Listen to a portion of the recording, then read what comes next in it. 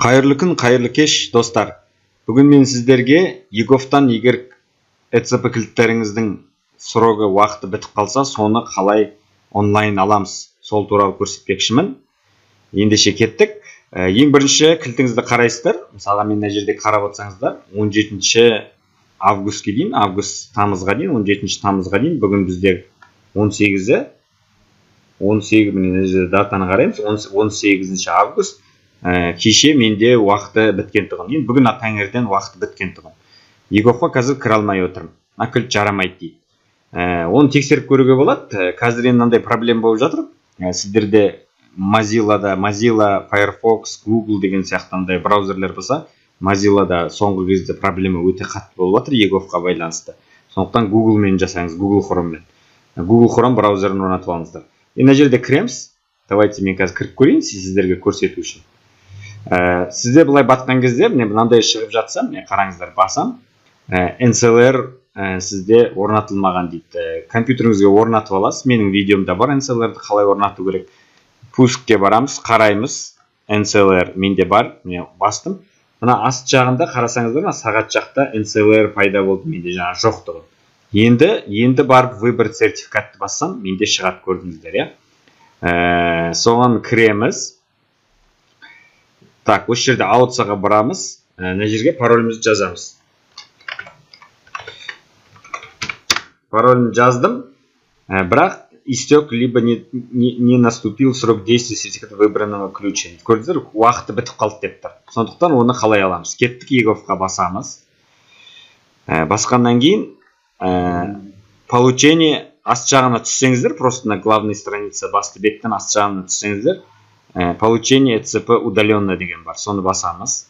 Заказать услуги онлайн дейміз. Күте тұрамыз. Так, физический или юридический лицо дейді. Енді сіз өзіңіздің жеке басыңыздікі болса, физический таңдайсыз, иіңіз жазасыз. Өзіміздің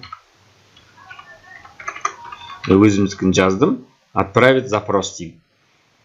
Так, маған мына жерде NCLR-ларыңыз дұрыс орнатылса, сіз базада бар болсаңыз, EGOV-тың бірінші рет болса кілтті, сіз EGOV-та тіркелмеген болсаңыз, сізге мына жерде тұрады. Бірінші тіркелу керек, сонның өзінен барып аласыз деп айтады. Егер бұрын алып жүрген болсаңыз, бұрын соннан алып жұмыс жасап жүрген болсаңыз, сұрап өтіп кетсе, сізде осындай галочка тұру керек.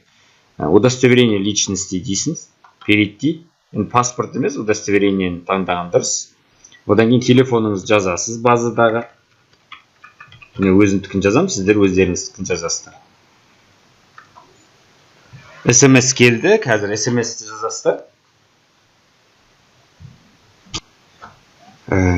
Сол өздеріңіздің соттыларыңыз тергеннен кейін сіздерге SMS келеді. Сол SMS кодты осы жерге жазасыздар, ешкімге айтпайсыздар, құпия сақтап. Тергеннен кейін сізге Digital ID мәзіріне көшіреді. Осы жерде видеоға түсіресіздер өздеріңізді. Қазір мен өзіңіздің веб-камераңызды ноутбугыңызда болса, немесе компьютеріңізде веб-камера болса, соны қосасыз. Кейбір жағдайларда болады, қосылмай тұрады. Мына жерде сплавающий нені қарайсыздар. Міне камераны мына жерде қарайсыздар. Егер камераңыз өшіп тұрса, осы жерден қосасыздар. Повторить попытку дейді. Контурға бетіңізді сиятындай қойыңыз дейді.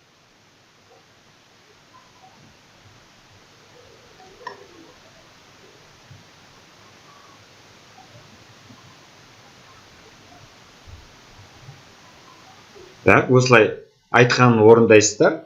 Проверка пройдена. Сізден сұрап жатыр, удостоверение бойынша, номеріңіз бойынша EGOV доступ сұрап жатыр. Разрешить дейсіздер. Сізді өңдеу үшін. Так, пайдаланушылар несімен келісемін деп басасыздар. Енді осы жерде атыңыздың, нандай даныларыңыздың, Қазақстан Республика осыны ережені танысып алыңыздар. Міндетті түрде танысып болғаннан кейін подтверждение жасайсыздар. Енді мен бірінші рет алып тұрған жоқпын. Нарға электронный почта жазамыз. Сосын хранилище ключей дейді. Осы жерден персональный компьютерді басасыз. кілтті көрсетесіз. Бұрынғы кілтіңіз қай жерде тұр?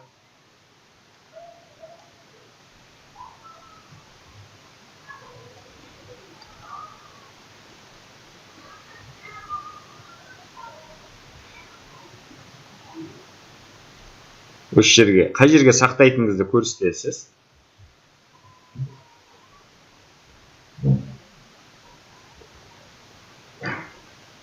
Так, тағы да қарап алайық. Осы жерге сақтайын. И подать заявку дейсіз. Кілтіңізді көрсетесіз. Осылай данныйларыңыз шығарады. Бәрі осылай не қылды. И обновить дейді. Все. Енді обновлениені басқаннан кейін пароліңізді жазасыз жерге, қаяққа пультін көрсеттіңіздер, енді паролін жазасыздар. Өздеріңіз бір пароль ойлап табыңыздар.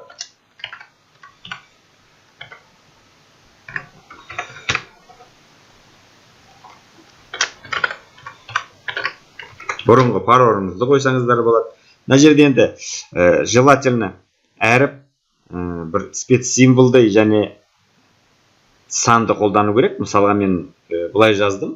Мысал ретінде сіздерге келтірейін. Алматы, мысалға А деген үлкен әріппен бірінші, Алматы 2022 деген сияқты. Осындай сияқты бір примерде бірінші әріпін үлкен қылыңыздар, желательно. Содан кейін барып латын тілінде жазыңыздар, содан кейін соңында бір цифрды қолдансаңыздар болады. Мына жерде енді требованияны түсінген болсаңыздар, спецсимвол қолданып үлкен кіші деген сияқты. Регистрға байланысты. Сан әріптерді қолдансаңыз, санды қолдансаңыз болған. Загрузить сертификат дейді. Алып кетті. Сертификаты успешно установлены, ключи готовы. Енді жаңағы жерге кіріп көреміз. ECP-ның ішіне қарап отырсаңыздар, менде бұрынғы 2021 тұр. Мына жерде екеу аутомен РСА. Мына жерде көрсіздер. Енді 2022 пайда болды. Бүгінгі сағатпен 9-дан 46, 9-дан 46 астында қарасаңыздар ровно. Бұрынғысын керек емес, удаление жасап тастайын. Бұрынғысын 2021-дегісі маған керегі бар енді, керек емес. 2022 тұра береді. Все, осылай кілтіңіз дайын болады. Енді Еговқа кіріп көрейік. Дәлел ретінде. Войти.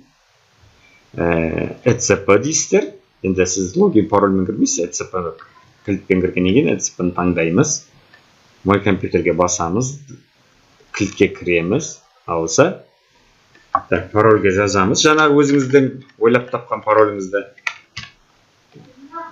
Міне. И подтверждение. Міне, көрдіңіздер, менің данныйыммен кірді. Ең бастысы сіздерге түсінікті деп ойлаймын. Каналымызды қолдап, лайк басып, тіркелуді ұмытпаңыздар. Келесі сабақта кездескенше сау саламатта болыңыздар.